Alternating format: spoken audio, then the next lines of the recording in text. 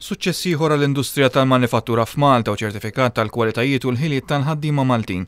Kien dan il-kliem li l-Prim Ministru Lorenz Gonzi laqa l-aħbar li l-kumpanija multinazzjonali Baxter afdat ir-riċerka u l-iżvilupp tal-prodotti tagħha l-inġinieri fl-impjant ta' Malta.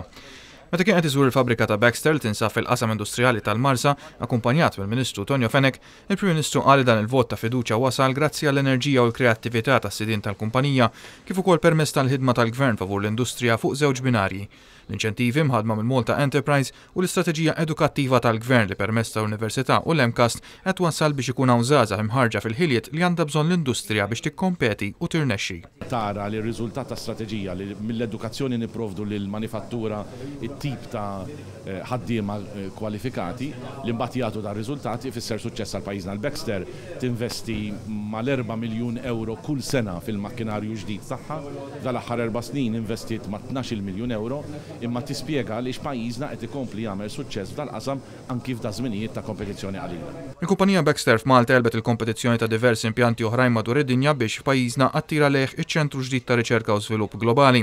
Permezz ta' din il-kisba n-numru ta' inġinieri fid-Dipartiment ta' Riċerka u l-Iżvilupp se jiżdied b'aktar mid-doppju minn 25 għal 55 sal-aħħar tas-sena. Tkellimna wkoll ma' Julian Demek, il-General Manager ta' Baxter f'Malta, li spjeganna x'wassal biex Baxter tirbaħ dan id-dritt prestiġjuż u qal li r-riċerka u l-iżvilupp kienu minn dejjem fil-qalba tal-ħidma ta' Baxter f'Malta. Raġuni prinċipali għal xiex Baxter iddeċidiet li tespandi fi grupp ieħor ta' riċerka u żvilupp hawn Malta hija relatata mas-suċċess li diġà kellna bl-ewwel grupp li ilu madwar 20 sena jaħdem. Naħseb l-effiċenza, l-kompetenza, il-kapaċità u l-ħila tal-ewwel grupp taw riżultati tajbin ħafna. Naħseb talent lokali huwa talent tajjeb ħafna għal din tip ta' attività u kien nerġa' ngħid il-fattur ta' suċċess biex Baxter iddeċidiet li tagħmel din l-attività u Malta. Il-Ministru tal-Finanzi, l-Ekonomija u l-Investiment Tonio Fenek qal li s-suċċess ta' Baxter u messaġġ qawwi li l-industrija tal-manifattura f'Malta tikkompeti b'suċċess mhux biss fuq l-effiċjenza iżda wkoll fuq l-innovazzjoni, ir-riċerka u l-iżvilupp li jwasslu għal prodott b'valur miżjud.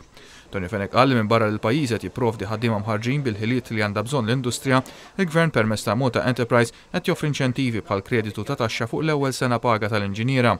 U fakkar li f'dawn l-aħħar 4 snin Malta Enterprise approvat 130 fabbrika ġdida jew estensjoni li bl-investiment ta' 320 miljun euro bejnietom se joħolqu 3400 impjieg ġdid.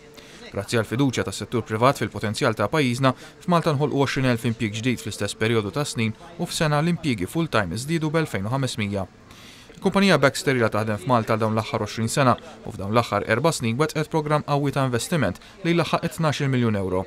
Baxter tipproduċi apparat tal-industrija medika u timpjega aktar minn 48,500 ħaddiem f'impjanti f'120 pajjiż fid-dinja. L-impjant ta' Malta jħaddem 440 persuna.